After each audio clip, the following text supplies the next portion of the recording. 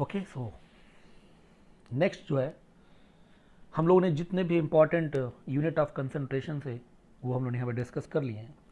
अब अगला जो है कि सम इम्पॉर्टेंट फार्मूला, इसमें क्या है कि जो कुछ डिफरेंट यूनिट हैं, यूनिट ऑफ कंसंट्रेशन जो है, जैसे मास by volume, mass by mass percent या डेंसिटी या मोलैरिटी, तो इनके बीच में रिलेशन, जैसे पहला जो एक इम्पॉर्टेंट रिलेशन है, ये डायरेक्ट फॉर्मूले जो यूज किए जाते हैं, जैसे एक जो हमारा क्या है, ये है mass by volume percentage, mass by mass percentage और डेंसिटी के बीच में रिलेशन है कि mass by volume percent is equal to mass by mass percent into density. ये डेंसिटी किसकी है? ये डेंसिटी है सोल्यूशन की, ओके, और ये रखनी किस में है? ध्यान रखिएगा, ग्राम पर एमएल में, ठीक है ना, किस में रखना है? ग्राम पर एमएल में। किसकी डेंसिटी है? सोल्यूशन की डेंसिटी है। ऐसे ही अगला जो ये फॉर्मूला है कि मोलैरिटी को, जो अभी मैंने इसके पहले जो कुछ मोलैरिटी जब क्वेश्चन कर रहे थे तो इसको यूज भी किया था कि मोलैरिटी को हम डायरेक्ट मास बाय वॉल्यूम के टर्म में कह सकते हैं। Molarity is equal to mass by volume, mass by volume percent into 10 upon molar mass of solute. या चूंकि मास बाय वॉल्यूम परसेंट को, मास बाय वॉल्यूम परसेंट को मैं क्या लिख सकता हूँ? मास by mass percent into density. तो यही फॉर्मूला फिर से हम लोग क्या लिख सकते हैं? मास by mass percent into density into 10 upon molar mass of solute. तो ये क्या होगी? ये मोलैरिटी के दो डायरेक्ट रिलेशन वाले फॉर्मूले हो गए, और ये फॉर्मूला खूब इससे जेई मीन्स जेई एडवांस में भी क्वेश्चन आपके पूछे गए। ठीक, तीसरा जो फॉर्मूला है ये क्या है? ये मोलालिटी और मोल फ्रैक्शन, इनके बीच में रिलेशन है। क्या होता है? Molality equal to mole fraction of solute, mole fraction of solvent into 1000 upon molar mass of solvent. एक बात ध्यान में रखना है कि यहां मोलर मास ऑफ सॉल्वेंट है, बाकी सभी फॉर्मूले में मोलर मास ऑफ सल्यूट है। ओके, तो मोल फ्रैक्शन के माध्यम से डायरेक्ट हम यहां पर मोलालिटी निकाल सकते हैं। चौथा जो हमारा रिलेशन है वो किसके बीच में है? मोलालिटी, ये है M for molality, M for molarity capital M, D है डेंसिटी, किसकी डेंसिटी है?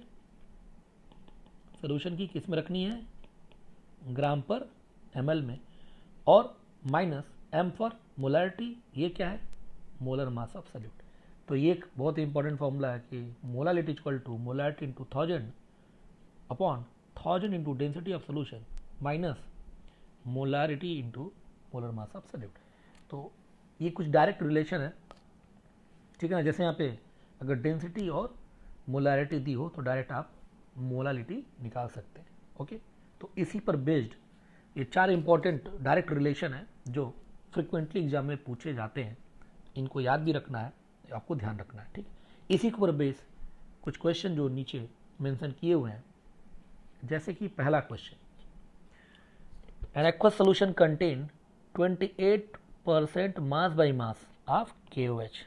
Okay, if density of solution is 1.25 gram per ml, calculate first mass by volume percent, second molarity, mole fraction of KOH, molality, strength of solution. तो एक एक करके करते हैं question. पहला क्या है? Mass by volume percent. तो मास कितना है? मास बाई वॉल्यूम परसेंट, ठीक है ना। तो हमारे पास एक फॉर्मूला क्या है? हमें मास बाई मास परसेंट दे रखा है, तो हमारे पास फॉर्मूला है mass by mass percent into density. तो सीधे फॉर्मूला यूज कर सकते हैं। अभी हम लोगों ने पढ़ा कि 28 इंटू 1.25, ठीक है ना, ग्राम पर एमएल में ही है, और इसको मैं लिख सकता हूँ कि 28 इंटू ये आई कैन राइट 5/4, तो सीधे सीधे कट गया 7, यानी कि 35%, यानी मास बाय वॉल्यूम परसेंट कितना आ गया? 35 आ गया। ओके, दूसरा पार्ट है मोलारिटी। तो मोलारिटी का भी फॉर्मूला हमने क्या पढ़ा कि mass by volume percent to 10 upon molar mass of solute. तो मास बाय वॉल्यूम परसेंट तो अभी हमने निकाली है 35 into 10 upon molar mass of KOH, तो पता ही है कितना होगा? 39 प्लस 16 प्लस 1, यानी कि 56, ठीक है। तो 350/56, ये क्या हो गई? ये हो गई मोलारिटी। थर्ड जो पार्ट है वो क्या है? वो है मोल फ्रैक्शन ऑफ KOH। तो मोल फ्रैक्शन निकालने का, ठीक है ना, तो मोल फ्रैक्शन मुझे निकालना है। तो मोल फ्रैक्शन हम कैसे निकालेंगे? एक तो, या मोल फ्रैक्शन निकालने से पहले हम लोग क्या कर लें, हम लोग एक काम कर सकते हैं, हम लोग यहाँ से हमारे पास जो जो मोलालिटी है, क्या है मोलालिटी, वो क्या है, molarity into 1000 upon density into 1000 minus molarity into molar mass of solute. तो यहाँ से हम लोग पहले मोलालिटी निकाल सकते हैं। तो मोलारिटी कितनी है, कितना है 350/56 इंटू 1000 अपॉन डेंसिटी कितनी है 1.25, इसको मैं 5/4 लिख सकता हूँ, इंटू 1000 माइनस मोलारिटी कितनी है वही 350/56 इंटू मोलर मास ऑफ जो सल्यूट है वो कितना है 56। ओके, तो यहाँ से आपकी क्या आ जाएगी, you can calculate the molality. तो ये आप इसको सॉल्व कर लेंगे, यहाँ से मोलालिटी आ जाएगी। ओके, फिर जो अगला जो क्या पार्ट है हमारा, मोल फ्रैक्शन।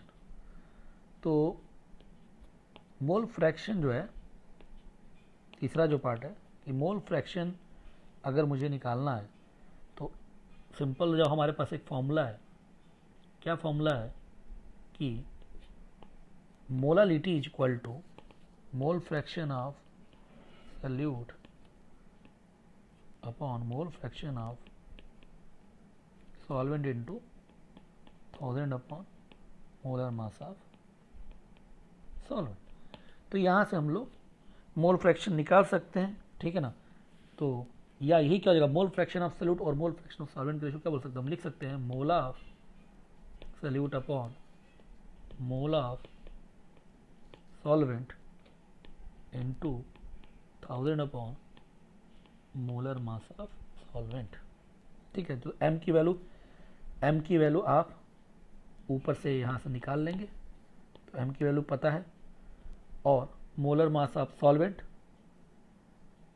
है ना, मोलर मास ऑफ सॉल्वेंट, तो सॉल्वेंट यहाँ क्या है, पानी है, तो मोलर मास ऑफ सॉल्वेंट कितना होगा, वो होगा 18। ठीक है, तो यहाँ से आप क्या है कि mole of solute upon mole of solvent ये निकल जाएगा। ओके, और जब ये निकल गया, mole of solute upon mole of solvent निकल गया, मान लीजिए, ठीक है ना, m ऊपर से निकल जाएगा, समझ में आ रहा है, 1000 गिवन है, molar mass of solvent given है, यानी ये सॉल्व कर लेंगे तो मान लीजिए कि mole of solute upon mole of solvent की वैल्यू आ जाएगी, मान लीजिए कि वैल्यू क्या आ गई, x आ गई, क्या आ गई, मान लीजिए कि m आ गई। ठीक है ना, तो मोल फ्रैक्शन क्या होगा, मोल फ्रैक्शन ऑफ सॉल्यूट यानी कि KOH क्या होगा, तो ये मोल का रेशियो है, तो क्या होता है mole fraction, mole of solute m:1 के रेशियो में। तो what is the mole fraction of KOH, तो mole of KOH upon total mole. तो अगर ये m:1 है, तो मोल ऑफ सॉल्यूट अगर m है, तो मोल ऑफ सॉल्वेंट कितना 1 है, तो टोटल मोल कितना होगा 1 + m हो जाएगा। बात समझ आ रही है, और इस m ना लेकर आप इसको ज़्यादा बेटर रहेगा कि इसे आप a लीजिए, a, ठीक है ना। ओके, तो यहाँ से आपका मोल फ्रैक्शन समझ में आ रहा बात है कि क्या बोल रहा हूँ मैं, ऊपर वाले पार्ट से m, ऊपर वाले पार्ट से m की वैल्यू आ जाएगी। ठीक, m की वैल्यू यहाँ पर रख देंगे, 1000 गिवन है, molar mass of solvent 18, m पता है, तो क्या बचा, यही बचा mole of solute upon mole of solvent. तो मान लीजिए सॉल्व करेंगे, इस वैल्यू क्या आ गई, a/1, मैंने मान लिया कुछ वैल्यू है ए आ गया, तो A/1। इसका मतलब क्या है, जब सॉल्यूट का मोल ए होगा तो सॉल्वेंट का मोल कितना 1 होगा। तो मोल फ्रैक्शन कैसे निकालते हैं, mole of solute upon total mole. तो मोल ऑफ सॉल्यूट कितना है, अगर ए है तो टोटल मोल कितना होगा 1 + A। आ रहा समझ में। तो ये हमारा इस तरीके से आसानी से ये चीज़ क्या हो जाएगी, सॉल्व हो जाएगी। ओके, तो इसको ध्यान से आप लोग देखिएगा। इसी तरीके से अगला एक क्वेश्चन है, ठीक है, अगला क्वेश्चन करते हैं। क्या लिख रहा है, बोल रहा है मोल fraction of I2 in benzene कितना है 0.2।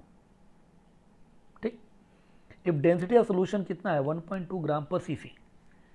सीसी मतलब सेंटीमीटर क्यूब, और आपको पता है कि एक सीसी मतलब क्या, सेंटीमीटर क्यूब, और एक सीसी क्या होता है 1 ml के बराबर होता है। यानी कि डेंसिटी 1.2 ग्राम पर सीसी का मतलब क्या है 1.2 ग्राम पर ml ही है। इतनी बात समझ में आ रही है। ठीक, आगे बढ़ा जाए। अब उसके बाद से जो अगला जो बात है वो क्या है, वो है हमें निकालना है क्या, मोलालिटी। क्या निकालना है, मोलालिटी। ओके, तो अभी हम लोगों ने मोलालिटी का क्या फॉर्मूला पढ़ा, अभी हमने पढ़ा मोल fraction of solute upon mole fraction of solute upon mole fraction of solvent into 1000 upon molar mass of solvent, या वही mole of solute upon mole of solvent into 1000 upon molar mass of solvent. ऐसे लिख सकते हैं, नहीं लिख सकते हैं। मोल fraction of solute upon mole fraction of solvent का जो ये जो रेशियो है, यही रेशियो तो क्या होगा, मोल fraction of solute, mole of solute upon mole of solvent के बराबर ही तो होगा, है ना, ये तो बराबर ही होगा ना। बात समझ में आ रही है। ओके, अब देखिए, तो मोलालिटी निकालनी है।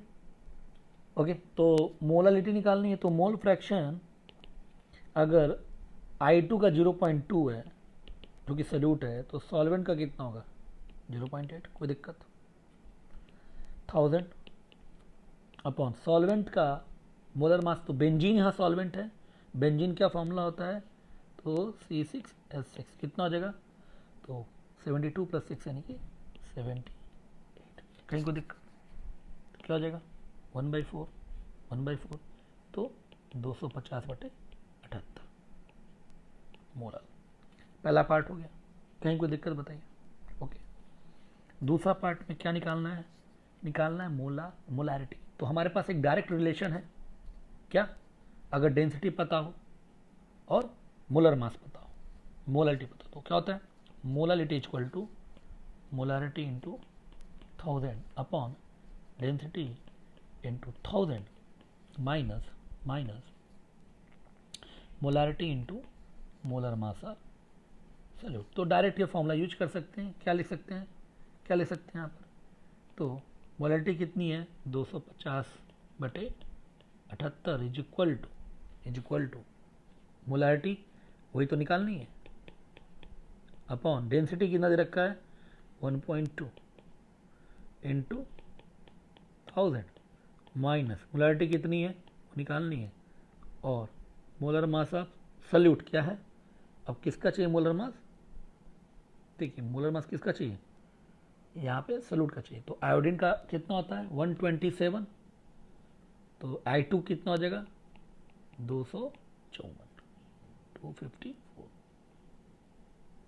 ठीक, अब यहाँ अननोन क्या है, यहाँ पर M है, तो यहाँ से आप M क्या कर लेंगे, कैलकुलेट कर लेंगे। M means molarity.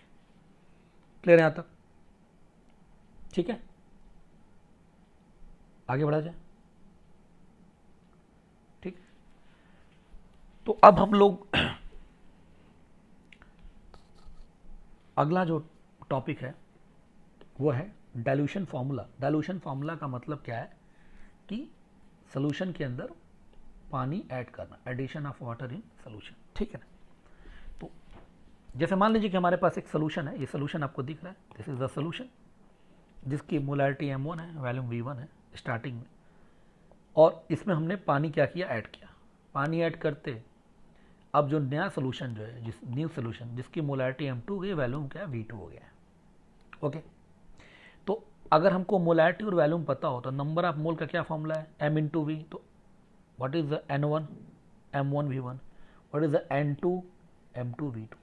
ओके, चूंकि हमने क्या ऐड किया, पानी ऐड किया है, सल्यूट तो ऐड किया नहीं है, तो मोल ऑफ, ये N क्या है, मोल ऑफ सल्यूट बिफोर डाइल्यूशन, ये क्या है, मोल ऑफ सल्यूट आफ्टर डाइल्यूशन।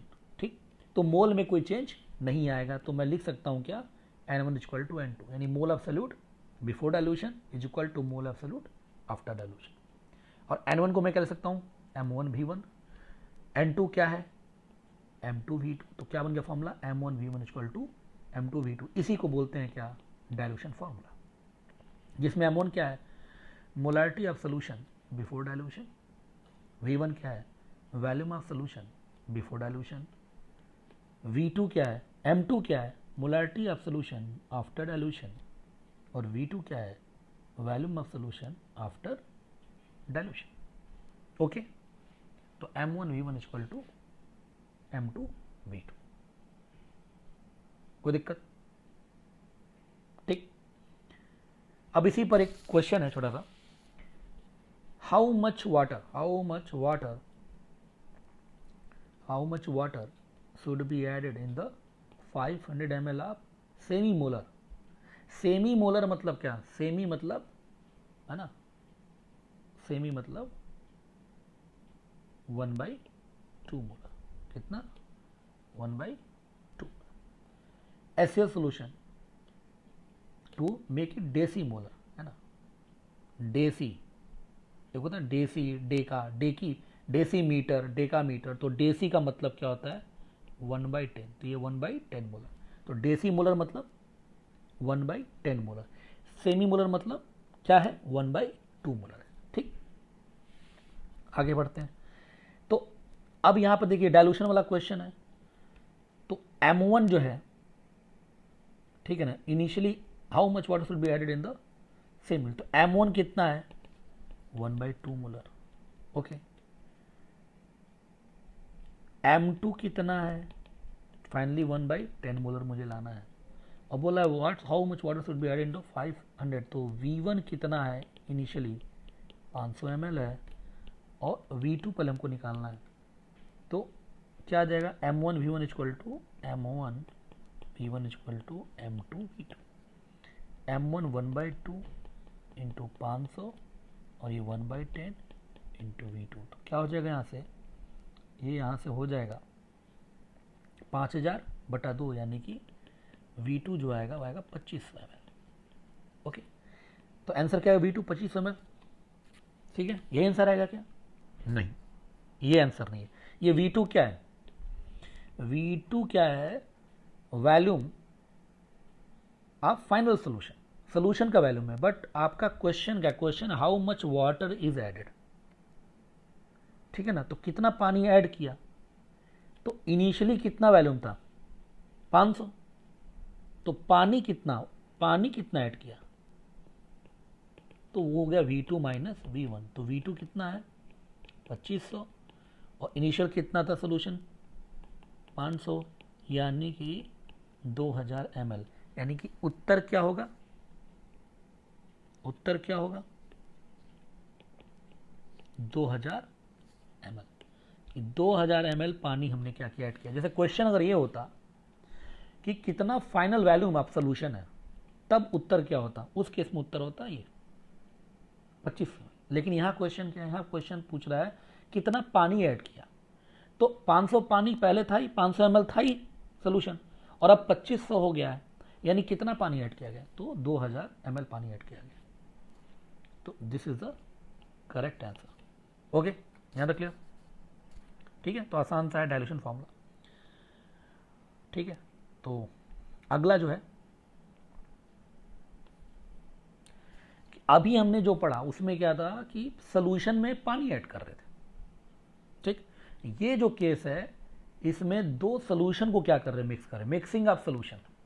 और सोल्यूशन को जब मिक्स कर रहे हैं तो जाहिर सी बात उसका वॉल्यूम भी चेंज होगा और नंबर ऑफ मोल्स भी क्या होंगे, चेंज होंगे। तो मिक्स करने के बाद सोल्यूशन की मोलैरिटी क्या होगी, ठीक है। तो इसको मैंने दो केस में कैटेगराइज कर दिया है। जैसे केस 1 कि हो सकता है कि जो दो डिफरेंट सोल्यूशन है, ये दो डिफरेंट जो क्या है सोल्यूशन है, इनके सल्यूट आपस में रिएक्ट ना करें। तो पहला case solute does not react with each other.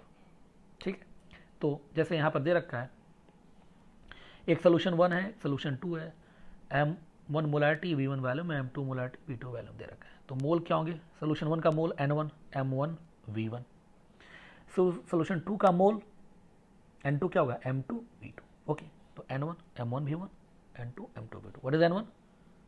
Mole of solute of solution 1। What is N2? Mole of solute of solution 2। ठीक, अब इन दोनों को हमने क्या कर दिया, मिक्स कर दिया। मिक्स करके बना सोल्यूशन 3। तीसरा सोल्यूशन में क्या है, मान लीजिए मिलाने के बाद वैल्यूम हो गया V3 और मोलारिटी क्या है रिजल्टिंग सोल्यूशन की M3। तो इसका मोल क्या होगा, नेट मोल क्या होगा, N3 का मोल क्या होगा, तो M3V3। बात समझ में आ रही है, क्या होगा M3V3। ओके, अब रिलेशन क्या होगा कि जो नेट मोल जो है N3 वो क्या होगा, ये कहां से आया, इन दोनों को मिला के तो आया है। तो क्या मैं लिख सकता हूं N3 equal to N1 plus N2, पहला इक्वेशन नंबर 1। दूसरा इक्वेशन, ये सोल्यूशन किससे बना, तो इन दोनों को मिला के बना। तो इसका वैल्यूम V1, इसका वैल्यूम V2, इसका वैल्यूम V3। तो what is V3? V1 plus V2। तो दो इक्वेशन बन गई यहां से, N3 equal to N1 plus N2 और V3 equal to V1 plus V2। यहां देखोगे, और ये N3 को मैं क्या लिख सकता हूं M3V3, N1 को क्या लिख सकता हूं M1V1, N2 क्या लिख सकता हूं M2V2। तो ये फॉर्मूला बन गया M3V3 equal to M1V1 plus M2V2। ठीक है, तो यहां पर क्या है कि अगर मुझे M1 V1 M2 V2 बताओ तो V3 क्या होगा V1 प्लस V2। तो यहां से मैं मिक्स करने पर M3 क्या है, molarity of solution after mixing. तो मुझे M1 पता है, V1 पता है, M2 पता है, V2 पता है, और अगर V1 V2 पता है तो V3 भी पता है। तो यहाँ अननोन क्या बचेगा M3। तो यही हो गया क्या कि दो या दो से ज़्यादा सोल्यूशन को जब हम मिक्स कर देते हैं तो मिक्स करने के बाद हम इस तरीके से रिजल्टिंग सोल्यूशन की मोलारिटी जो कि यहाँ पर M3 है हम निकाल सकते हैं। या इन जनरल क्या बोल सकते हैं, व्हाट इज MV। तो मान लीजिए हमारे पास बहुत सारे सोल्यूशन हैं, तो what is MV, M1 V1 plus M2 V2 plus M3 V3 and so. यहाँ तक क्लियर? ओके, तो यहाँ पर क्या है इस केस में कि सोल्यूट रिएक्ट नहीं कर रहे हैं तो आपस में जुड़ जा रहे हैं। ठीक है, अब एक क्वेश्चन के माध्यम से समझने की कोशिश करते हैं तो और ये थोड़ा सा आपको आसान लगेगा। ठीक है, जैसे क्या है 2 litre of 3 molar HCl solution को मिक्स किया गया 3 लीटर ऑफ 5 मोलर HCl। अब दोनों ही HCl मतलब दोनों एसिड आपस में रिएक्ट तो करेंगे नहीं, तो फाइनल मोलरिटी, तो आप देखिए तो क्या फॉर्मूला यहाँ पर लिखेंगे, रिजल्टेंट मोलरिटी जो है M, तो MV क्या होगा M1 V1 plus M2 V2, और V क्या होगा V1 प्लस V2। तो V कितना होगा 2 प्लस 3 यानी कि 5। तो what is M here, M1 3 into 2, M2 5, V2 3 upon V1 plus V2 यानी कि 5। तो हो जाएगा कितना 6 प्लस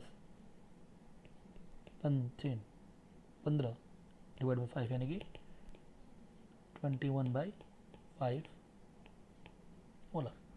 तो रिजल्टेंट सोल्यूशन की मोलारिटी क्या आ गई 21/5। यहां तक समझ में आ रहा है? यानी कि अगर यही रिजल्टेंट सोल्यूशन किसका सोल्यूशन है HCl का सोल्यूशन, तो ये देखिए ये ब्रैकेट के अंदर लिखने का मतलब क्या होता है मोलारिटी या concentration. What is the molarity of HCl, अगर क्वेश्चन होता तो उत्तर क्या होता 21/5 मोलर। ओके, कोई दिक्कत है देख लीजिए।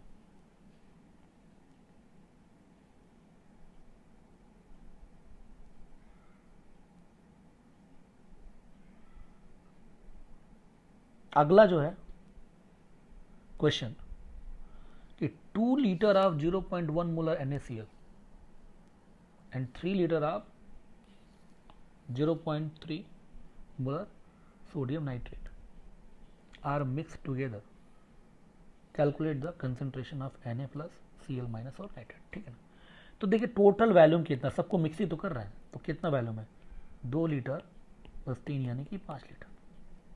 ओके, अब देखिए यहाँ पर पहला जो पार्ट है कि Na प्लस का कंसंट्रेशन ही तो पूछ रहा है, तो हमें क्या चाहिए mole of Na plus upon total volume. अच्छा, Na+ का मोल कैसे निकलेगा? तो NaCl का मोल कितना है?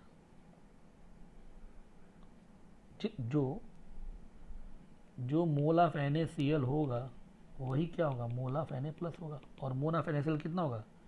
0.1 इंटू 2। तो क्या होगा? 0.1 इंटू 2 अपॉन 5, यानी उत्तर क्या होगा? 0.2/5 मोल। समझ में आ रहा है? दूसरा पूछे, अच्छा एक और चीज, क्या ये सही है ना? तो ये क्या हो गया? ये गलत है। अच्छा, कहाँ गलत हुआ? गलत यहां हुआ कि जो Na+ है वो Na+ जो है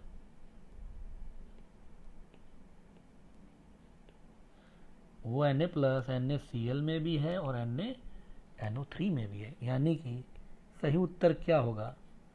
सही उत्तर होगा कि Na+ का जो मोल है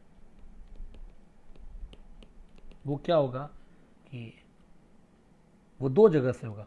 कहाँ कहाँ से? NaCl से, तो 0.1 इंटू 2, और प्लस कहाँ से होगा? NaNO3 से, वो कितना होगा?